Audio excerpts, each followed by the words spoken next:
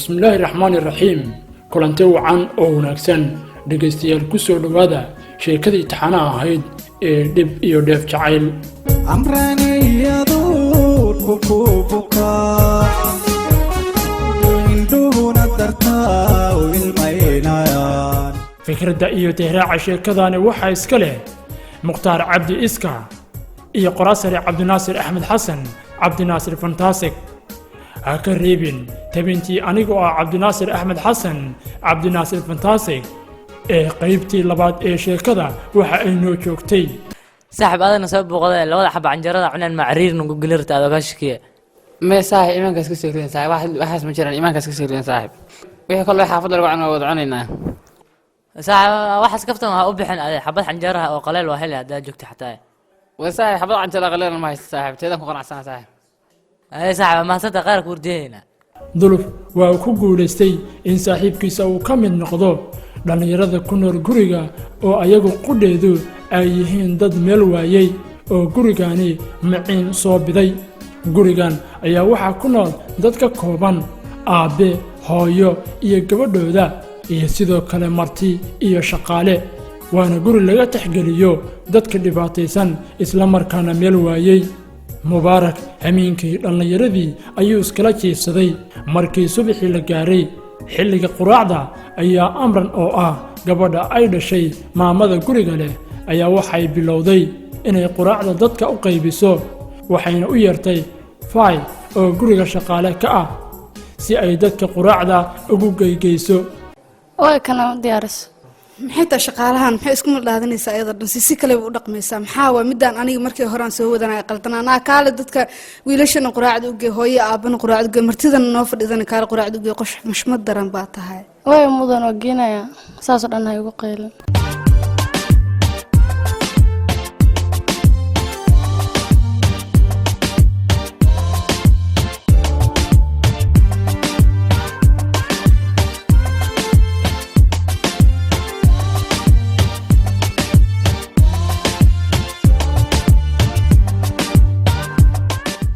intaasi waxa ay ahayd xasuusta qaybtii labaad iminkana waxaad ku soo dhawaataan qaybtii saddexaad hoo qaad quraacdan u geey martida dhalinyaradaas way dambeyn doonaan hooyo aaban u qaad martidan way oo geen walaahi waa la yaabanaagtaan ma qan waxay damacsan tahay wiilashu cuno uma geenayso dadka martida uma geenayso in aniga kala maamulo ma irta markii hore ay shaqaalahan hooyo iska daa aad bay u xuntaa markii hore wajigeeda ka dareemay waji xuud daayarada xuntaa oo fahmi waayay والله ما قال محن سمي مدام نجرت ما ناس كعيرن ما مدن ميلس آد بيجوه شيء أمسنانتي ذي دجنانتي ذا معناه واقف إسكحر حرن إسكه بيصا ما قف معناه هذا بدني والله كلا دشة إن ميلس هو يده يحل هذا ناقور بدل ما يكيني سما قال محن سمي والله أنا جوابي أبنا هاي مصالح بتهدنا هو ويلش وقاد عنده way ana qaada warka badan gada ku nacay fura albaabka hoo quraacdan qaata maxaa xilligan u jifteen ياوي قف قيلنا قرصت الله ياوي ها والله الاسكدي قراء اسكدي صاحب كعك صاحب قراء ولا كان كعك صاحب فرسان قراء عنه garma quraac alkeenani aad ma lagu soo dhaweynaya hawl kor hal saac laba saac cun jirnay saaka maxaa degdeg ورما صاحب حل اللي كنت أنا لكن قراء هذا اللي كان إني أديك مرة عني وركب أنت قديسيد hay bu saaxib ila cun ila bila xataa wajigiisa dhaqan ma ila bila ويا صاحب amran waa gabar kulkulul haddana naxariis badan mana aan dadka lacagta ku kibraa waxayna ka dhalatay qoys taajira oo aan ka fikirin maal adduunyo dhinaca kale mubaarak subaxii markii quraacda loo geeyey ayuu waraystay saaxiibkiisa maxamed oo ka mid ah dhallinyarada guriga joogta si uu u ogaado dadka guriga ku nool iyo cidda ka talisa صاحب محمد صاحب ورت هذا حافظ شو يشرني وأنت أنا حافظ كوسون إحنا راني حافظ لسه أتشدني هو حافظ من البهراء في الشرم اللي أساس أمه كان دموي صاحب حافظ يقول شو يواسينيو يا سكون الحافظ نيو saaxib mubarak xaafadna horta cid waxa ku nool ilaahay xalkeed ogyahay lacagta inay ka badatay lacagta meel kala dhigan la'aaniyo quraacda waxa maleynaa mid waxa ku keentay jilbaab gududan wadata midaasna mid shaqaalada ahaadniyo ها صاحب واسيت صاحب ورش قلاوة وكيد صاحب سي إنديك كم وقت لكن صاحب مدرس كلا كنا قبل كلمة شو قام waxaa joogta islaam walaalna joogta oo iska qeyli badan ee gabadheeda oo iska degan oo akhyaar u eegba gabadheeda ها صاحب قرط لكن صاحب قري دقن قري قاب كيسي سي لو نلا صاحب كور هدير كله حافظ دي ما حافظ لما موقتي همين كنت مقاله ادي سا سocdo xiliga am ka iman kara ma saaxib la habeen saqda xili maaday waxaas laga ma yaqaan anaga iska daa banaan hadii xataa aan baxan waa in mar aan alaab noo dhiibo aan geenin aan soo laabanan intaas la u dhaxeena ها لكن صاحب meeshas beertani meel xaga beera aan u jeedayo halkaas oo qoran guriga u dhow maxay tahay صاحب meeshas meel صاحب aad qurux badan همين ma lagu nastaa xaga mal tagaaniyo saxa meesha u jeed gabadha guriga joogta waxa ku soo dhaweystaan asxaabteedii aqyaarteedii ku soo dhaweysaa anaga xaggaas nolol ma ogol barteena iska baraaqsana صاحب كلها كم وقت قور العقل الكبير بدون وينيو هوينا كل صاحب شيء إنه ناقل بدون وين لكن صاحب أنا معنا واحد جديد ما تحافظ إنه وين الناس كده قلقله لكن هذيك بعد تحضر وسألنا لها يا هذيك قرصة تاب حتى أنا الله اللي بس كديني صاحب saaxib midda kale shaqaalada waana iskala sheekaysanaayo inta habeenkii laba halka saac camal sheekana noo baxdaa laakiin midda kale waxaa loo ilaaliyaa maxaa ka gal sheeko iyo wax si looma gal midaas lama hadli karanayo waaya saaxib ka digtoonaanaya niyo saaxib maxamed mubaarak waxa uu sheegay guriga inay ku nool yihiin ayna ka taliyaan hooyo aad u kulkulul haddana naxariis badan iyo gabadheeda oo ku dabeecada waxa kale oo mubaarak lagu cabsiiyey in aan loo dhowaan karin gabadhan amrana cidii isku daydana inay xiriir la samayso badda la cabsiin doono mubaarak sidaasi ayuu amrin difaac kaga galay balse hameenkii markii la gaaray asagoo deydka dhexdiisa fadhiya ayaa waxaa isha ku dhuftay amran maxaa xigay wallaahi waa yaabanahay wiilkaas kaligiis meesha fadhiya maxaa waa shalna saasoo kale u fakaraayay balaan u tago wiilkaas wuu iska fakar badan yaa u malaynaya abba waa ku salaamay yaa gabadhan gabadha samaan xaafadda ahaydoo lalahayaab lala hadlinba iyada inta ii timna ila hadlaysa soo indhahayga waa yaabanay waa kaa qaada walaashay waa kaa qaada baayo maxaa waa salaanta waaba igu adkaysaa cabaar dhanba hoos u daldalmaysa ma wax dhibaa jiro aniga xaggayga walaalkay maxaa irahdaa haddaan hadalka usu badaya ama hortaga fiiran hooyadii dadka arkaan bis weeli hadalka kusoo aba wax dhibaataa ma jirin xogaa meeshan iskaga xarifsanayay macnaha meesha miyaa fariista qalad ah may qalad maaha laakiin wiil saan oo kale oo qurux badan oo dhallinyaraa inuu fakero xaq ma lahan busoo maaha abo naagtan caadi maaha abaayo horta fakarku waa iska badan yahay adduunyada qof kasta oo fakaraya dhallinyarahaada ama ha qorxona ama ha fool xumaado fakarku waa xaalad markastaas kula soo diristaa laakiin waxaa la yaabanaya caawa aniga gabadhan saan aad u qurux badan oo aad u qiimaha loo naagtan ah oo laga dambeeyana xaafadda wasiiradeeda waxaa la yidhi xitaa dhulkan ma soo dhex marto halkan ma aado meel halkaas baariyo tigsi dhalida laakiin caawa meeshaan ay ugu tihin maxay tahay maxaa kugu dhacay abow inta soo noolaa caado uma aan lahayn macnaha qof fakaraaya inaan macnaha oon ta fiiriyo aan ka gudbo sidaas laajigeed waxaan isiri wiilkan wiil aad u qurux badan inkasta uu yahay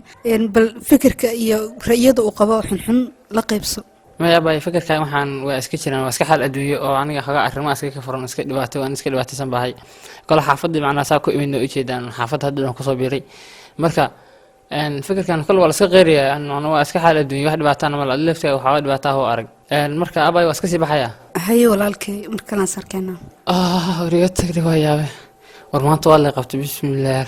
waa yaaba naagtan naag caadi maaba waxa la naagta yaa naagta lama wali kara saan weyn laakiin naagtan iyo qof wanaagsan bay ogtay oo hadlaysay qof dhibaatada ka fikiraysa lama fiican weyn laakiin iyo wadi lagu arko bisweela qoftan dil lagu arko inaan la joogo lacag fariisad ka jeclaan laakiin waxa uga sitay waxaan diiday in lagu arko mubaarak waxa uu ku ducaysanayay rabbiyow mar kaliya iga wad yaa lagu arkine abrana wayba ka heshay wiilkaani quruxda badan ee mubaarak dhanka kale dhallinyarada guriga ku nool ayaaba gaadgaad ku haya amran inkastoo maamada guriga laga wada cabsanayo maxamed oo dhallinyarada ka mid ah ayaa isaga qudhiisu meel uu u soo maro waayey gabadha amrana waxa uuna u jeeday mubaarak oo la fadhiya amran waxa uuna bilaabay sidii uu mubaarak kaga abaalmarin lahaa kulanka uu la fadhiyo gabadha uu gaadgaadayo ee amran waxa uuna faay oo shaqaale guriga ka ah ku yidhi faaye fiir ba akhyaarka cusbaa wuxuu la taagan yahay gabadha taajiradeeda aan weligeed la hadlin anaga oo joognay sanad iyo 5 sano iyo aan joognaa oo la hadlina maxaa caaw si ka ah aniga waa la yaabanaa والله ما قنعن شرا يرتو ربان isku gooymida faaye ninka hadda u jeegdaa waxa ka rabnaa adiga inaa ka jirtid suuq quraacda marka soo qaadaysid ha u keen dhex ku sii daaday ama aad dhex ku sii cun hayway faay oo ah gabar wixii loo sheegay qaadanaysa ayaa bilowday sidii mubaarak quraacda ay kaga jari lahayd xilliga quraacda subaxii markii la gaaray ayaa loo dhiibay quraacda wiilasha balse maxay samaysay هذا كال قراعة قاد ولا شو أوجي قراعة ويلك جاركا معناها مرتدى إنه أهنا قراعة جاركا أوجي هي وقينا والله ويلك عادي ما يا وشدني يا حبت كان إنه بعادي ما يا نكان وريا وأحب حلو على بس يحاول حق بقى جرار يقطع نكان والله ما أخاني كان من اللي يصدر وأملينا ولقى يجعل إمجل متكان كهر مع كان مركان الدرين بقى يورر سنايا نفسدي وحيرق بدن بقى سكر دي ما ملا سنكرو معناها والله ما أقاني سيدا نقطبا وأنا كل النصمية ماشي تدكو قابل جري عن كنا وأيضا تأكو قصبس أدبان وجهل الكاس وراكعه قراعة laakiin abay aw taydin aaway raggan kaliya quraac ku inta maxaa ani hageega tagtaaniga وراقد لندا شقالة ما يملس maya abay waa maasantaa iska bax hoogay baay saagaha quraac laga jaray qofta xalal taagan arrinta xalal lagu arkaa malinaya saagaha quraac laga jaray laakiin waan noqon doonaa hadaa habeen dambe kula hadlaan kula sheekaystaa saan ma quraac laan u lacay aniga hadda oo quraacda shalo waxay gudimiso wax yar aan cunay saddex baan jeelaa cadcad misana suuxi kala hadda saaka weysid gaajo wallahi tabcaan wax la sameeyo male xaafadan isma naqaano hadda ma dhex gal quraac ma doono kana meel kale magaala aan quraac doontana male lacagna ma haysto xaafadan martiko ah waa iska warsigay iimaankayga xigsanaya mubaarak subaxii ayaa quraacdii laga joojiyey inkastoo qoyska uu martida u yahay waxba ka ogeyn balse falkaasi oo dhan waxaa ka dambeeyey maxamed oo asna qoyska marti ahaan u joogay oo waxa uu u adeegsaday faay oo reerka shaqaale ahaan u joogtay mubaarak maalintii oo dhan baahi ama gaajo ayuu la joogay waxa uuna dareensan yahay halka laga asiibay in ay tahay kulankii uu la qaatay gabadha qaaliga ah ee amran marna looga baqo sidii libaaxii maxaa yeelay qof walba ma hawaysan karo markuu u jeedo sida habka quruxda iyo habdhaqanka gabadhaasi ay leedahay ayada xaggeeda dadku waa ka wada siman yahay laakiin dadka xaggiisa waxay ka tahay bil dhalatay ama bilcaan soo baxday amran hameenkii xilliga haasaawaha ugu macaan ayay u soo baxday in ay leersato oo meel ayada u qaas ah ayay u socotaa laakiinse waxay indhaheedu qabteen mubaarak oo fadhiya meel deydka dhexdiisa ah ayaduna waa amrane hor ayay u raadinaysay durbaba amaba dhaqsaba way ku soo noqotay mubaarakna waxa uu yidhi tan yaa ii keenay الله والله ماشي أنكو أركي شروق فديا بلا تغ إن أبوه سداتها maxaa yidhahdaa awal quraacda laga jaray muhiimka dhuusaan la hadlaya ama hadda guriga laga ceydeenay wadda marar hore lagu arkan la hadlo laakiin waa iskala hadlaya qof ku weyn wax ku samaysa maqa abay waa fiicana xaaladeeda walaa waa fiicana adii taada iga waran waxyaalo badan baa igu soo kordhay aanan malaysan karin laakiin ilaahay baa mahadle waxaan rabaa inaan wax kuu sheego laakiin sababada meesha afadhidid meel baan tegaynay xagee tegaynaa aba meeshaan meel ahayn ma ii wadaa haa meel adiga iyo aniga noo qaasan kugu wadana keen ما بقى كمان راعي كرنا هم اللي تان حاجة كلها اللي هي وأرنتي راعي أرنت بعطلها راعي هذا دي اللي هو كأركان حمل نقول اللي صار ما بكون راعي كرا أنا هالكاسي عرفت ميتي تورتي مع المشاة أنا ودي قفة حتى غالي قفة حتى منه قفة حتى قاعد قروح بدل قفة حتى هنتله أنا وقت أسكول ليفل منهن أنا ماشي أنا فدي برحد عيده ماشي أنا إليك وقع نسيقا عسنة مركب معنا مالك لكم راعي كرا waxaas iska daana keen xagaan ku wada sheekaysanayna wax walba say u dhaceen adaa ii sheegi doona وهي هنا بيحبل allah maxaa la baqbaqaysaa adiga dhan waxaa kaa muuqata murugo aniga aan xaafadan aada kala kulmin mid kale kugu soo saa'iidana waana arkaa oo hadirtaan aada lasii yaabantahay hadalkayga xataa waxaad u malaysa inuu ku dhibay xoogaa baqdin baa kugu jirta ma iiga sheekeyn kartaa taariikhahaagii hore iyo noloshaada waxay ku saabsaneyd hore qoftan dhabtayga la hadlaysaa rab taariikhdan i weydiinaysaa qofta aad weydiinaysaa dareema ila soo dirso wax way leedahay qoftan iyo kala arrimaha ku soo kordhay oo aniga xaggayga laakiin aniga maxaa cabsanaya hal mar baa inta hal baan la shaaxaniga fuliya arrinta si toos aan u sheekaysan arrinta dhan u sheegaya horta baa ma santahay horta aniga magacayga mubaarak baa leedahay aniga magacayga horta habeenkii dhaweytay kuma weydiin haddana ma aqaan magacayga inay sheegta jeclaan lahaa abow aniga amran baa leedahay magacaada qurxan way kala adiga saa qurxanta ama u fiicanta u qiimo badan tahay magacaaga u qiimo badan yahay kala waan waalidiinta ku doqday horta amran haddaan taariikhdan wax kaga sheego aniga waxaan nin masaakiin ah aniga reer muqdisho baan jiray muqdisho ku noolaan jiray hooyaday iyo eheladeedii dadkii dhamaa dagaalo ama maalin ka maqan oo xaafada ka maqan ba hooyadii dagaaladii dhacay muqdisho ba hooyadii waxay ku baabeen inaan nooliyo in kala ma aqaano laakiin dadkii waa baabeen baa ligu yiri magaalada muqdisho qof kale ima deganin waa iska soo baxay gobolada dhexeed ka soo aaday hadda waan kismaayada jooga intaan saa u joogan kismaayana yar baa meesha ka soo qabta xaafadiina i keenay aniga xaaladii horta noloshii saas weeyey dhibaatadaas murugaas ay haysata mararka qaar waxyaaba badan baan ka fikira waxyaaba badan baan raadiyaa horta waxaa tahay qofka ugu horeeya dhibaatada dareema waxay iga weydiiyaa nolosheedii dhibaatada ay haysata waxay iga weydiiyaa tahay taasna wallaahi aad baan kaaga mahad celinayaa goobtigiisa ay xushmaysa ama ii qadarisay laftiga kuu qadarin doona wax kastoo iga baahatin oo kuu samayn doonaa laakiin adi laftiga horta ani arrimaha kuma weydiin macnaha arrimahana kaama wareysan maadaama hadda hal habeen baa is aragnay meesha baa halkaas ku kulanay kulankan waa kulanka noo labaad marka arrimahaaga waxaa kuma weydiin marka adiga inaan ciddini familkiini saa qaabkaa iga sheegaysa laftiga iska jeclaanay maadaama aniga taariikhda aan kuu sheegay oo aan nahay laba qof hadda isfahanto isdhex gashay alla buu waan ka xumaay horta macnaha waan dareemay murugooyinka kaa muuqda waxyaalo badan oo kugu soo kordhay inay yihiin waxaan aad uga xumahay dadkaaga inaad weydid qofka bilaadanka aniga dhib kuma soo korin haddii aan ka gudbo taas waxyaalo badan oo igu soo kordhay baan rabaa inaan kuu sheego sidaan ugu sheegaa abuu waxa ay helay jacayl aniga adiga ayaana aad kuu jecelahay laba gees kastaba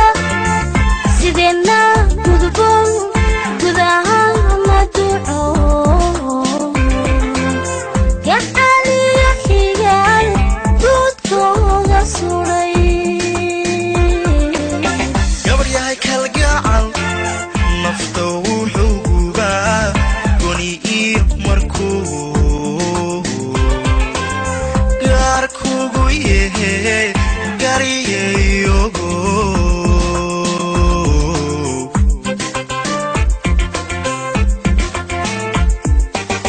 laba gees kastaba sideenna gudubon gudaha la duco gacaliyo xigaal duudkooda suray gabar yahay kalgacal nafta wuxuu gubaa goni iyo markuu gaar kugu yehe gariyeyogo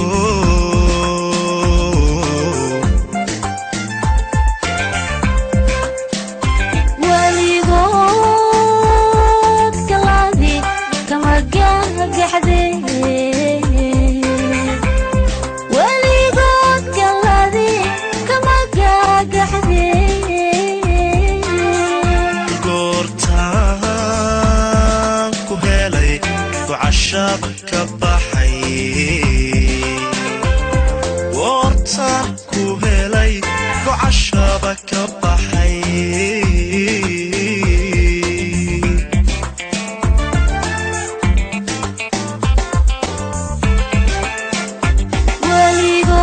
weligood galaadi kama gagaxde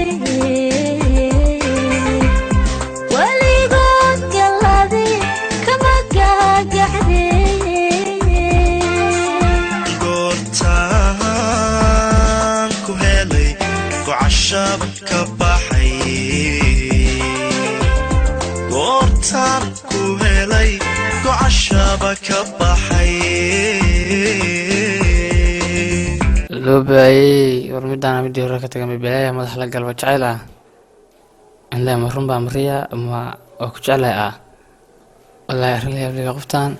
qoftaan saa qiimaha badan u taajirsan hadday jeclaatayba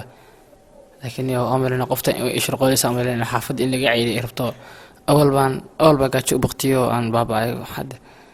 yaa marka jacayl waxaan ma samayn karaa may abaay macaan awal baa hal mar oo hal habeen is aragnayba awal quraac laga deysto hadeer laba maalmood waxaan hadda gaajo ka haddaa haddii jeclaatina waxaa ma in laydila amalinayaaba yaa maxaa i tiri quraacdii layga deystay anigana adiga dartaa iyo jacaylka aan kuu qabo dartiis baa xataa wiilasha kale cunada kuuguma soo dari jirin cuno aad u macaan baa gacanteeda inta kuugu sameeyo kuugu soo dhiibi jiray adigana waxaad leeda quraac la-aan ay ahaado waxaas shaqaalaha waa darteeda u maleynaya sidee wax u dhaceen walaalkii ilaa hadda quraac maada cunin horta amran ani arrintii waxaa umaleynaya in family ka dambeeyo adiga iyo waamada iyo waxaas family ka dambeeyo arrin aniga aan qaladaas ku kacay daraadda quraac laga deystay laakiin adiga saa halkan ka maqlaaya dalada quraac qaas ah waxaas ku soo dhiibi jiray arrinta waxaa arrin family ka dambeeyo laakiin dad saa leedahaba ani horta ani muddo 3 bilood quraac ma limi keenay gabar shaqaalaha meesha aan ma weydiiyana orana waa idab daran tahay quraac mid ma iidi wataaniga guriga shaqaalaha ka saas ilaha shabaqa xamelinay arrinta family ka dambeeyo codkayga waa ka dareemi karay dhawaato iga muuqata 3 bilood waxaa ma cunin ma arrintan ogtaa umaleeyay aniga waa ka maleynaya shaqaalaha xunta caajisleyda aniga aqaana shaqadeeda hadda ayaan gudaha ugu tagi doonaa insha Allah laakiin hadda soo bax casho ayaan ku siinayaa waayah nabad laakiin ama maamadan aragtaa waxalbeeto macnaha aniga dartay ayay ku wada socdaanba Soomaaliya maamada wax dhiba ma ku dhahayso hadii aniga ay la socoto soo gal waayahay bal madaxaan ku raacaya laakiin in dhawaati gaarta markoo laftiga ma jeclin reer tawreeda ahay nabixi laakiin amran waxa ay soo bandhigtay wixii uurkeeda gubayay oo ah in ay jacayl u qaaday mubaarak balse mubaarak ayaa difaac ka galay asaga oo ka baqanaya in guriga laga ceyriyo hor waxaa looga joojiyey quraacdii uu ku lahaa reerka amran markii uu u sheegay inuusan dhowr subax uusan quraacan way xanaaqday waxayna bilowday gunuunac iyo gocosho taasi oo ay ku eedaynayso gabadha adeegtada ah ee guriga joogta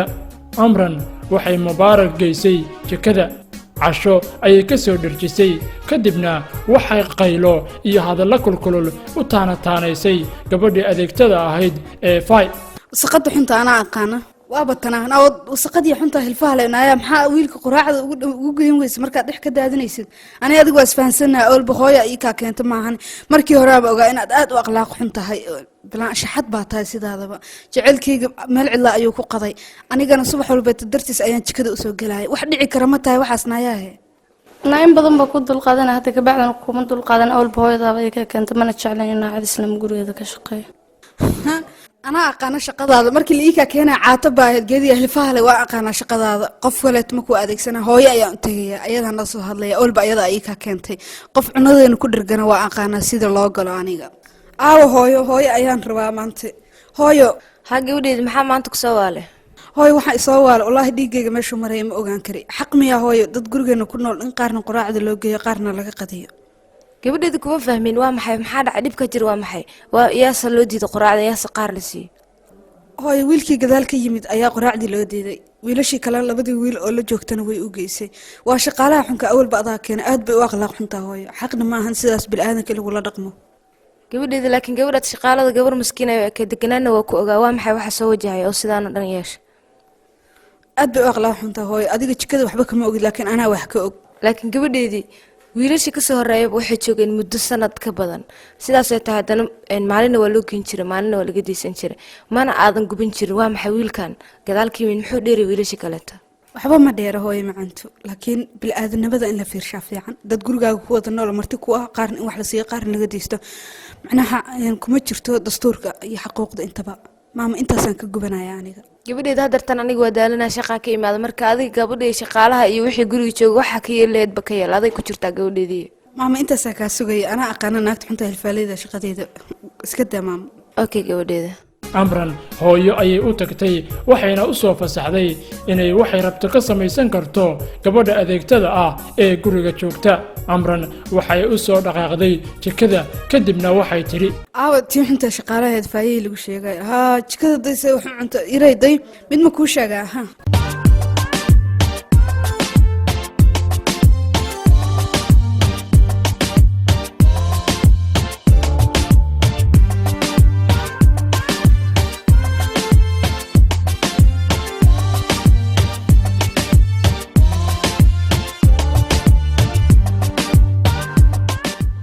dhegaystayaal intaasi haynoo joogto qaybtii saddexaad sheekada dhib iyo dheef jacayl la socda qaybta afaraad ee sheekadan waa cabdinaasir oo inkaga tegaya nabadgelyo sida mayaroor ama ubaxayo meelubadabaad udgoon tahay